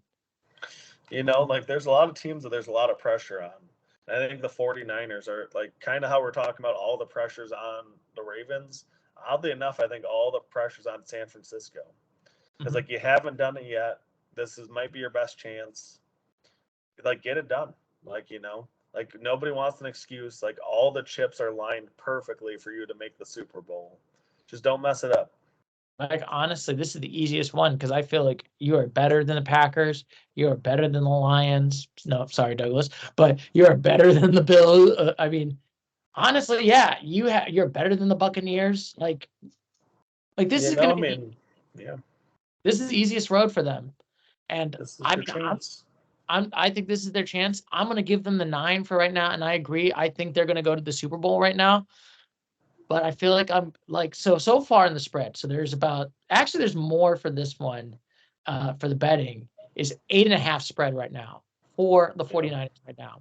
Actually, more than the Ravens. It's kind of surprisingly, it's interesting that there's more points for the 49ers than the Ravens. Interestingly enough, I feel like it would be 8.5 for the I would honestly say 8.5 for the Ravens and then 7.5 for the San Francisco. Yeah. I mean, it's a little surprising. I will say that I think the 49ers offense is a little more explosive. And I also think that people are more confident in CJ Stroud than they are Jordan Love for whatever reason, even though they had pretty similar years. But I guess you said 9's perfectly warranted. I think we'll be talking about this team as a 9 again next week, obviously. So good job, 49ers, but win your game. Win your game. If you win this one, I'll be happy. But if I do a eulogy next week, this is a huge disappointment. This is a huge disappointment. But anyway, we got to talk about the other two teams. Tampa Bay versus Detroit. You're lying. Can you believe it? How's it feel preseason? I did not think I was going to talk about a divisional game with the Detroit Lions. Not a lot of, I mean, this is a year that a lot of people thought they would turn a corner, but to see them actually do it, because like this is a team that they've done this to us before, where it's like, oh, they're going to take a jump, and then they take a step back. Oh so yeah, see them, so it was, or my bad, I'm talking about the Lions, but to see this team with Baker come in and just get the job done, it was super fun. Yes. Like to see Baker have that swagger back, that was fun. Like I really enjoyed seeing Baker like confident and like balling out and like he's just a fun player to watch when he's clicking. Like it was hard to watch him in Carolina last year. Oh yeah, it was really fun to see just like a big time game from him. Now, I guess I should ask Douglas. We should do the 3-2-1 on who you think's going to win this one. We'll do it right now. 3, 2, 1, Lions. I honestly, I like the Buccaneers. They look a lot better, but come on, this is Detroit's game to lose. Please do not lose this game, Detroit. This is the easiest road to make it to the NFC Championship. It feels like it. And like that's where these kind of games suck too, because on the contrary, it's like the Buccaneers are going to play a little bit riskier because they're going all in. And thankfully, Dan Campbell's going to match that aggressiveness, and hopefully he is ready. But like the Lions just feel like a team that'll be ready. It's crazy to think because I literally thought the Bucs would maybe win like 5 games this season, and they won a game. And you know how many times we've been trashing the NFC South on like whoever wins, they're gonna win this division, they're gonna win this one. Like that's a gimme to the Dallas or give it to Philly. And in the last weeks, I was just like, wait a minute, does Tampa Bay might have a shot? Like I didn't really think that they had a shot at the Eagles with seeing how bad they played the week before. Like, I don't know. I'm not sure how to feel about the Buccaneers. Like, I feel excited for Baker Mayfield. Like, he might have rejuvenated his career and maybe he, found a new home, Yeah. Like, good for him. Like, I personally thought that he would have been just as good in Cleveland as any of the options they had. So it's nice to see Baker get a shot and make the most of it. And it feels good because this is like a redemption for Baker. And I'm trying to think, like, has there any been a player that's like, all right, been part of the Browns, had a bad season, then won a playoff game against your rival, the Steelers, then got hurt, and then they like let him on, like they played with him even though he was still hurt, booted him out, and everyone in Cleveland wanted him out. I even remember my friends, they're all like, I want him gone. He's done. Yeah. He's washed. I don't care he won a playoff game. Go away. Mm-hmm. Then goes to Carolina. Washed in Carolina. Yeah. The Buccaneer and actually does well. Well, hey, he made it further than the Brownies. Yeah, like I think that speaks for this itself. is like the biggest in your face because, like I said, for Baker, he outlasted the Brownies. And like you just see how bad Carolina is without him, and like it makes you feel like I don't think it was a Baker problem. I think it was a Carolina problem. Oh, it's ownership problem. It's the ownership problem right there. Exactly. So it's like it's nice to see Baker in a good franchise, one that can be competitive. And like, is he the best QB in the league? No, but like he fits this roster, he fits this personality. I mean, he's a competitor, Yeah. And I feel very like confident on like we'll see what Tampa does. I honestly feel like, but most likely I think the Lions are gonna is this gonna be a bad game? I mean, I think just knowing the Lions, like it'll be closer than it should be. So like I think it'll be an okay game. But I mean, I think the Lions are fairly decent favorites for a reason. Like this shouldn't be that challenging of a game. Like they beat the Buccaneers in Tampa. But I mean, on the flip side, Tampa's won like whatever it is, like 6 or 7 or something good. So it's like, Tampa's hot. But I mean, we saw the Lions handle the Rams, who were just as hot last week, and you just kind of feel like this is another one of those like nice job stories. Like probably doing a eulogy next week, but yeah, this is like, probably gonna be. It is going to be weird if we get our eulogies correct. I feel like it's like 3 out of 4. I feel like it's like, oh, it's good for you. You made it this far. Good for you. You made it this far. And Tampa, good for you that made it this far. It is interesting. The spread is about 6.5 for Detroit right now. I'm actually kind of surprised that it's like I thought it would be in like a 7 to maybe the 8 range. Yeah, that's fair.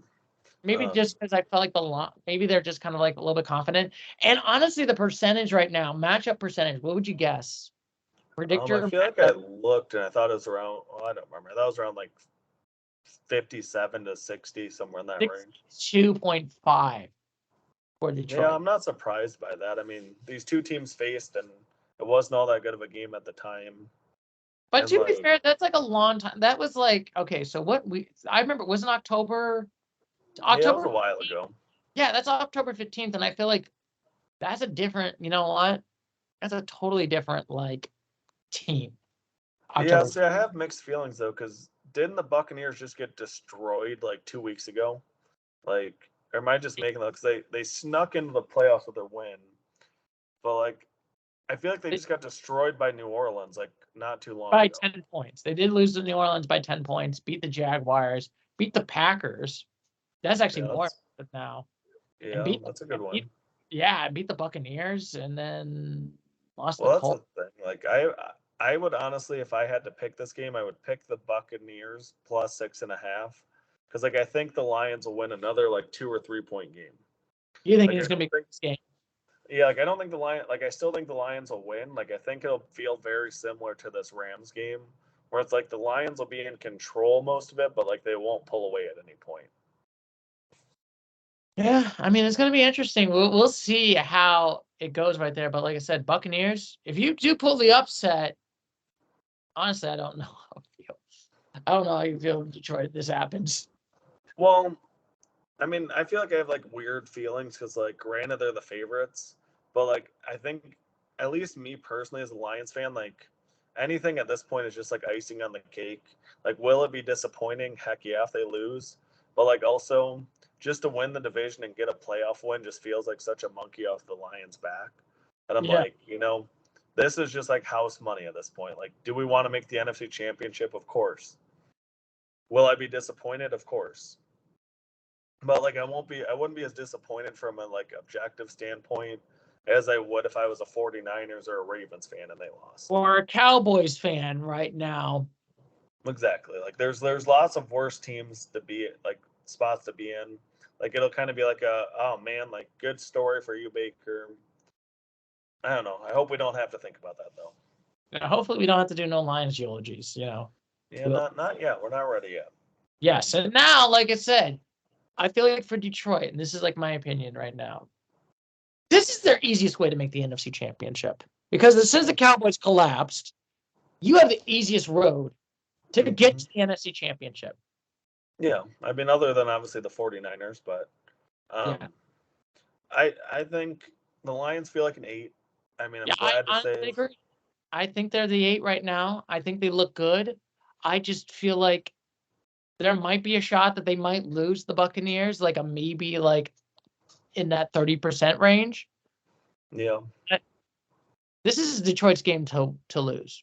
Well, 100%. I mean, we saw how passionate Detroit was to finally have a playoff game and how emotional it was. And I think that just getting that first win off their back, like I wouldn't be surprised to see the Lions destroy them either. Like I wouldn't be surprised if like there's like this, like the whole city can take a deep breath and now get to work and like win big. I also wouldn't be surprised if there's such an emotion from last week that there's a little bit of a letdown. Have like like they're so excited to have won that like kind of like I wouldn't be surprised if like 3 years ago Michigan made the playoff and then they played Georgia and got destroyed. Where it's like they finally got we beat Ohio State, like we can breathe. Where like then they didn't really think about what was next after they won that game. And that's my only fear for the Lions is they're like, oh my goodness, we won the division, we got a playoff, we won a playoff game, and then they get complacent with that. Like I really hope that they're ready to make a deep run and not just yay, we won a playoff game. Yeah, because you don't want to be like Jacksonville, where it's like, hey, they had they made it to the AFC Championship, and then they're done. Like I said, this thing could be frugal. This is not like it could be next 5-10 years, and the Lions are just like dominant every year. Mm-hmm. Well, I mean, that's what's scary, Like you truly can't just expect to be competitive every year. So like you got to truly cherish these moments. And I don't think a city has done that like Detroit has. Like, you saw people in tears, you saw 90-year-old people coming together. Like it was just a beautiful thing. Like a generational, like kind of bring together type of win. Because I mean, literally the first time in my lifetime, with Michigan, we're like, oh, like it's been a while since they've been good. But like this is the first time in my whole life that the Lions have won a playoff game. And I mean, I'm not gonna lie, I didn't think I would, but I got more emotional for this than I did for Michigan. Because like with Michigan, I expect it. And, like I think that's the difference. Like with the Lions, it's like finally, like it's a sense of relief. Where Michigan, it's like finally, like geez, like this is what you are. Like you're supposed to be a blue blood, be a blue blood. Or like the Lions, like have been the laughing stock for so long. Oh my, yes, like it's almost like since honestly since Barry left, this team has never been good. Like they've never, and I'm not, and even the times they made the playoffs, they were like, eh. Yeah. Like this wasn't like an elite, and even the Jim Caldwell era, he was an okay coach. He wasn't bad. Yeah. He was just okay. Like honestly, now I will always ask this, Douglas. I know it might be a long shot. If they make it to the Super Bowl, the Lions, and they win a Super Bowl, are you tearing up? No doubt about that. Like, I mean, even if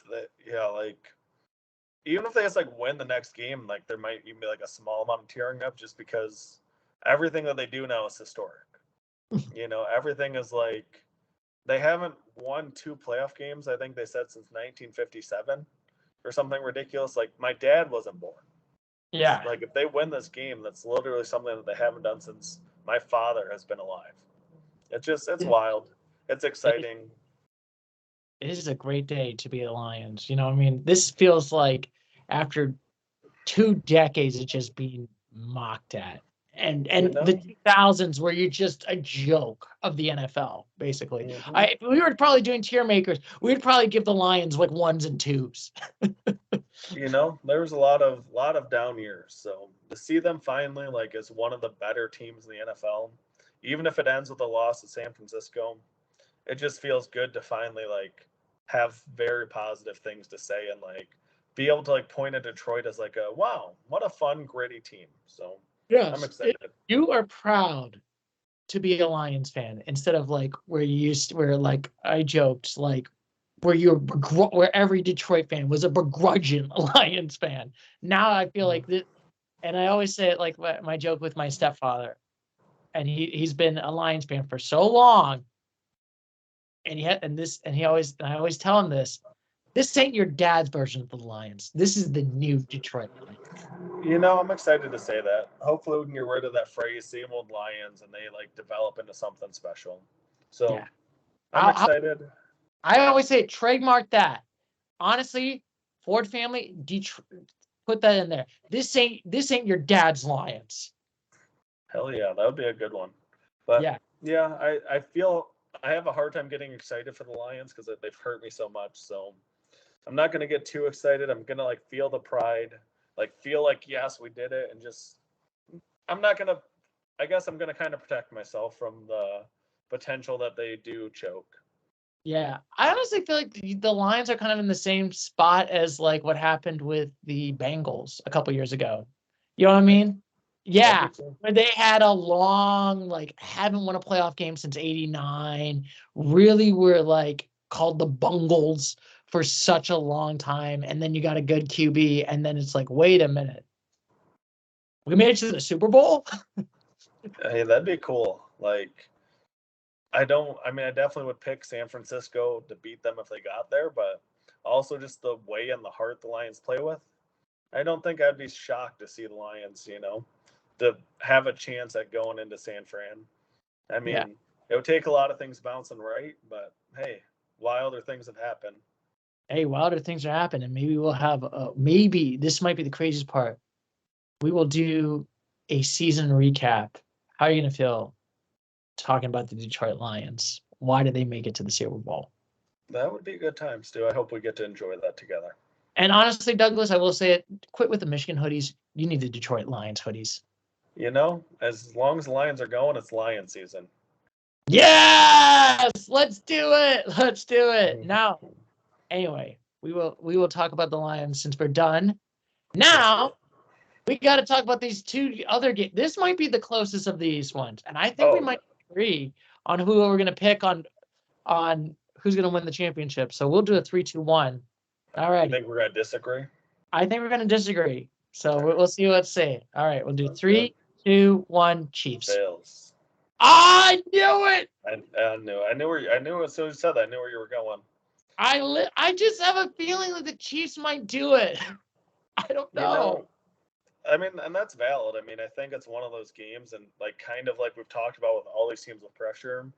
Like it's another game where all the pressure's on Buffalo. Like granted, the Chiefs just won the Super Bowl last year, but Patrick Mahomes has his Super Bowls. Josh Allen doesn't. Yeah. So like until the Buffalo can do it, I think that it's very fair to be pro Chiefs, but I'm also like, it just feels like the stars are going to align perfectly for Josh Allen this year. Like, I don't know what it is. It's like they had that terrible year. They got back from being just so bad, like in the middle of the year, being a huge disappointment, to, hey, we get Josh Allen and Patrick Mahomes again. It's a good time. Oh, my God. You know the crazy part? So I'm looking at the weather forecast. It's snowing a lot. It's actually going to stop snowing on Sunday. So the weather right now, it looks like it's going to be 24 degrees, the high.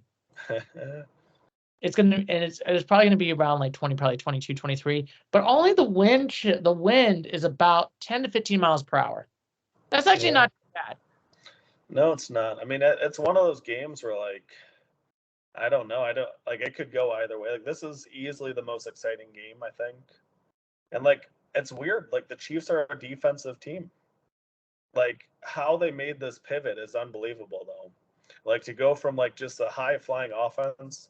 Do you know what it feels like, Stu? It feels like Nick Saban at Alabama to me. Where it's like they were winning, but it's like a flip where like they're winning championships because of their defense. And then Nick Saban's like, all right, so like now everybody's doing it with offense. Like I guess I'll just have a better offense than them. It's like, wait a second. No, you're the defensive guy. And then he goes out and makes some of the best offenses ever. It's like super confusing. Like I feel the same about the Chiefs right now. Like I'm confused. I'm watching you shut down this explosive Dolphins team, and like your defense is good.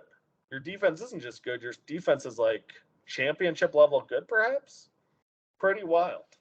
And it's crazy to think. I honestly, and this is my opinion, I feel like the reason why I feel like the Kansas City Chiefs has done, I think they're going to win this game. They had the Bills' numbers for year on years. Granted, that was in KC. This is the first time where Patrick Mahomes has to play a away playoff game. Yeah. But they always had their number. I mean, that's fair. Like, I think that's why it's the most exciting game. I think it's going to be, people are going to have a hard opinion either way, I think. Yeah. Because, like, I could absolutely see the case for KC, but I just think that this is the year that the narrative changes a little bit. Mm-hmm. And, like, I don't know. Like, I would love to see a Josh Allen versus Lamar Jackson AFC Championship. But I mean, before we get there, I'm really excited for this game. I'm honestly, this is probably my favorite. I mean, no offense, Douglas. This is probably the best game in the NFL this week. I have no reason to be offended. I think this is the most competitive, the most evenly matched, the hardest to pick by a long shot. I mean, I honestly am going to say, I think I wouldn't be shocked either way. I wouldn't be shocked if KC wins this game. I wouldn't be shocked if KC blows out Buffalo this game. And I wouldn't be shocked if either like the Bills blow out KC or if it becomes a close game. Like, I feel like all four scenarios are legitimately possible in this game.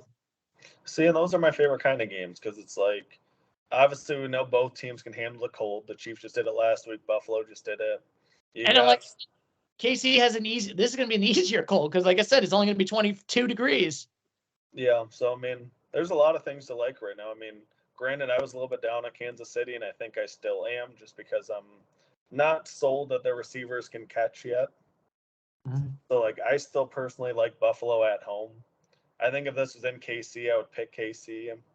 But the game being in Buffalo, I like Buffalo. Yeah. But like I said, so, I guess, like, do we do like rock, paper, scissors, or who gets the 7, who gets the 8? This is a tough one. We should do, oh God, this is a good, should we both give 7s? Because we don't feel confident on either one. Do you know, maybe yeah, I'm fine with that, that sounds fair. Yeah, because I don't want to give like 1 and 8, and I just like, yeah, but I don't feel confident with that 8. Like for the Lions, I feel confident that they're gonna get that 8. They're gonna make it to the NFC Championship. I feel for the Ravens, feel confident they're gonna get that 9. San Francisco, feel confident they're gonna get that 9. Yeah. Either team, I don't feel confident that they're gonna get that 8.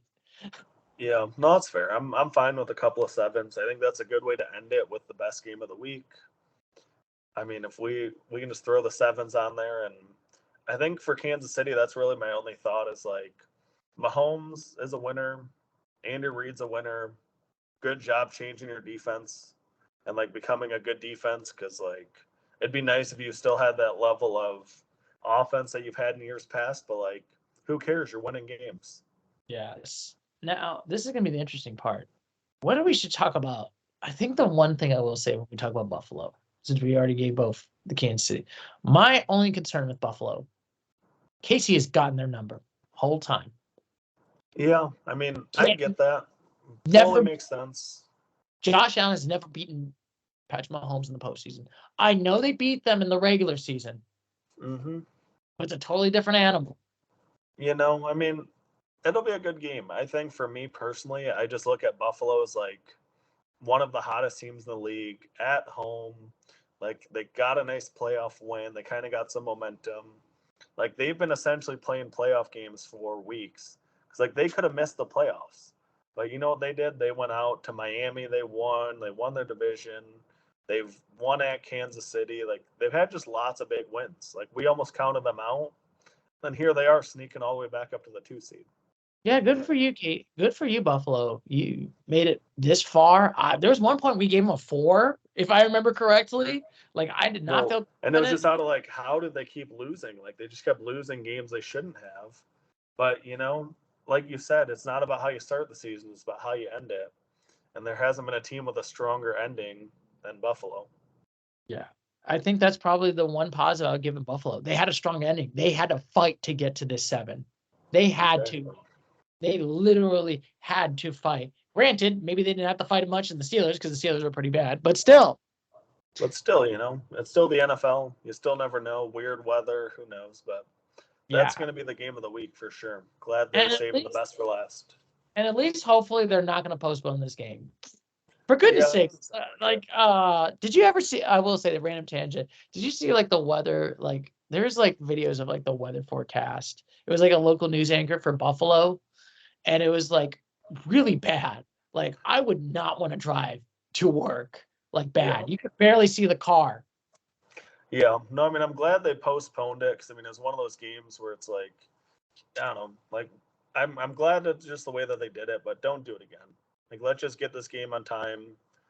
Like, all the weather should be good enough. So yeah, like I know they're gonna have like a huge, like Buffalo's gonna have like a 16 inches of snow, which is crazy in the next 48 hours, where they're gonna have a lake effect snow warning. So as of right now, they're gonna have in 48 hours 19 inches of snow. Well, thankfully it's only Thursday and they have until Sunday night. Yeah, and compared to where I live in Ann Arbor, I only think we're only going to get 1 inch of snow. Yeah. Like I don't know. 19, yeah, that's wild. That is wild, and I bet you they're probably not even closing like their schools and all that stuff. Like, oh my God. They're probably hopping on their snowmobiles to head over to school. Yeah, we got to go snowmobiling right there because we're in the Buffalo land. But like I said, we'll see how this game. I think honestly, this is probably my favorite game. This will probably be the best game of the week. Honestly, my favorite. This is a game that I would love to see any time of the year. It's always fun to see these teams play, and especially when they're both like just playing their best football at the right time. Mm-hmm. Like, it doesn't get better. Like, this feels like playoff football. The other games, I'll feel like, oh man, like this is a good game, but like, wish it felt like it would be like a closer game. Yes, I do. Wish I love the best play the best, and like just saying 3 games with point spreads of like almost a full touchdown is kind of a bummer. Yeah, or like when it gets to like 14 or something like that, it's like. Yeah, it's not fun when you get these blowouts. So hopefully this week's more competitive than last week. Yeah, I hope so too. But like I said, we pretty much got it done. We got 8 teams of tier makers right now, Douglas. It's already dark right now. I can't believe it, Douglas. So do you have any thoughts about this season? And I can't believe you. I didn't even realize you had the Lions gear already. Yeah, here it is. I guess I'm repping the blue by accident. I love me some Honolulu blue. Yes, Honolulu blue. So like I said, next week, we're going to talk about the conference championship. We're going to do 4 eulogies on these teams that lose. Mm-hmm. And like I said, for the 2 Super Bowls, I will say for the Super Bowl, we're going to do 3 videos. 1 on each of these 2 teams that made it to the NFC and the AFC championship. We're probably going to pick the team that I feel like is not going to win it.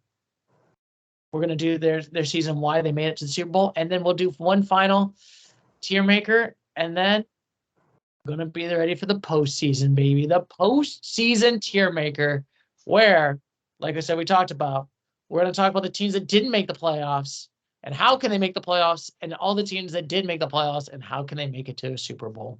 I look forward to it. I mean, I think overall it's been a fun year. I think as far as like parity goes, I think we're getting there with the NFL because overall it feels like it's kind of hard to predict. But when you get kind of matchups like this, it kind of feels one-sided for the home teams. But hey, that's okay. There's always upsets. But that's good video. There's always upsets. There's always craziness. But anyway, I will guess we'll say it. We got to catch you laters because we'll see you laters, Mr. Gators. Peace. Peace.